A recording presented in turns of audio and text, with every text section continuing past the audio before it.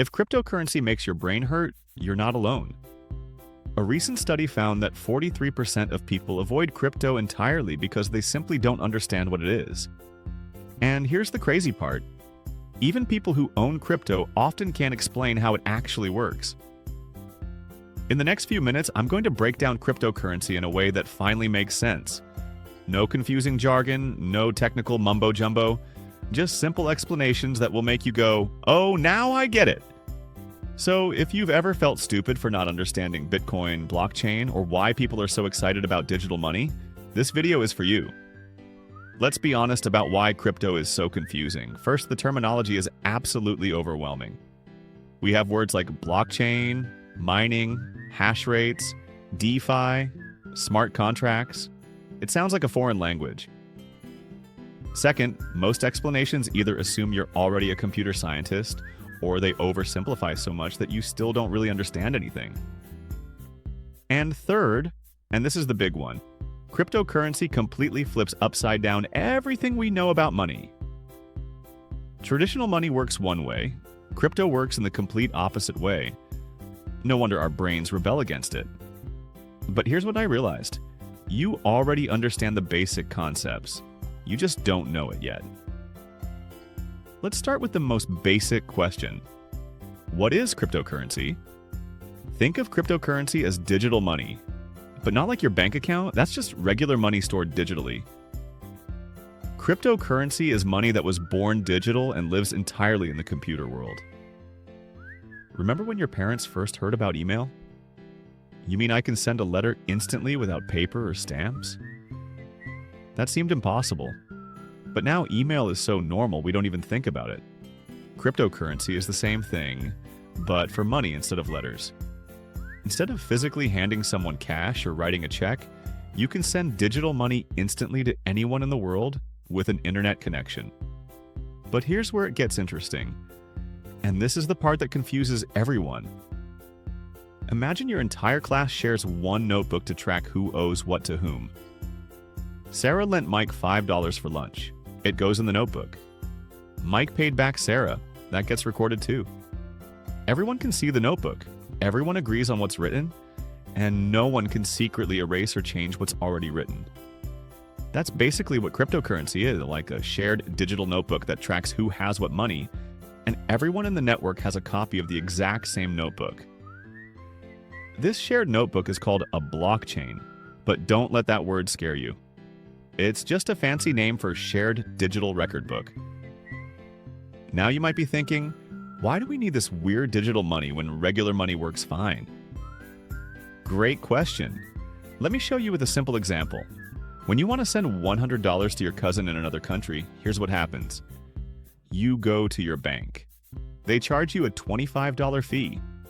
They send it to an intermediary bank, who charges another fee, who finally sends it to your cousin's bank, who charges a third fee. Your cousin gets $60 3 days later. With crypto, you send $100 worth of cryptocurrency.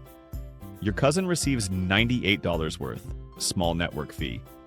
It arrives in 10 minutes, no banks needed. It's like the difference between mailing a letter, slow, expensive, requires post office, versus sending an email, fast, cheap, direct. Let's tackle the 4 things that confuse people most. Confusion. Number 1, but I can't hold it. Right, you can't physically hold cryptocurrency just like you can't physically hold an email or a video game score, but it's still real and valuable. Think about your favorite mobile game. Those coins or points have value to you even though they're just numbers on a screen. Confusion. Number 2, who controls it? Nobody and everybody. Remember our shared notebook analogy? Instead of one teacher controlling the gradebook, all the students check each other's work. If someone tries to cheat and say they have more money than they do, everyone else says, no, that's not what our records show. Confusion number 3. How do you make cryptocurrency? This is called mining, but forget the word mining. It's confusing. Think of it like this.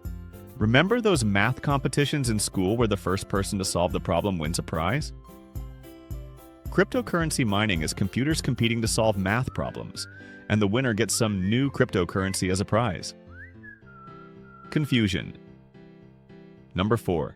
What's the difference between Bitcoin, Ethereum, and other cryptos? Think of them like different social media platforms. Facebook, Instagram, Twitter, they all let you share content, but each works slightly differently and has different features. Bitcoin is like Facebook, the first and most well-known. Ethereum is like Instagram, newer with more features.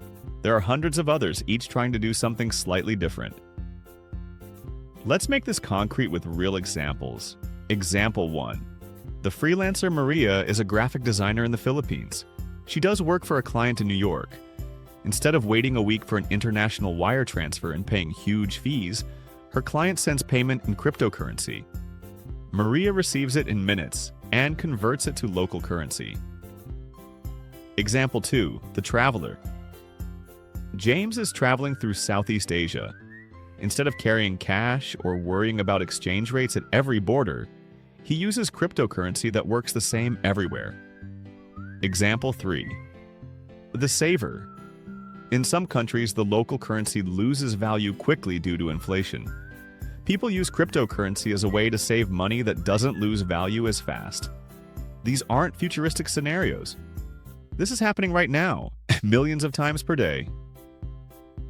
Here's what's liberating. You don't need to understand the technical details to use or understand cryptocurrency, just like you don't need to. Understand how email servers work to send an email. You don't need to know how the cryptography works, how mining actually functions at a technical level, how to read blockchain code, the difference between proof of work and proof of stake. You can learn those later if you're interested. For now, just focus on the basic concept: digital money that works without banks, using a shared record system that everyone can verify. Let's recap what we learned. Cryptocurrency is digital money that works without banks. It uses a shared digital record book, blockchain, that everyone can see and verify. It solves real problems like expensive international transfers and currency control. You already had the building blocks to understand it. We just needed to connect them. The biggest barrier to understanding crypto isn't that it's too complicated. It's that most explanations make it sound more complicated than it actually is.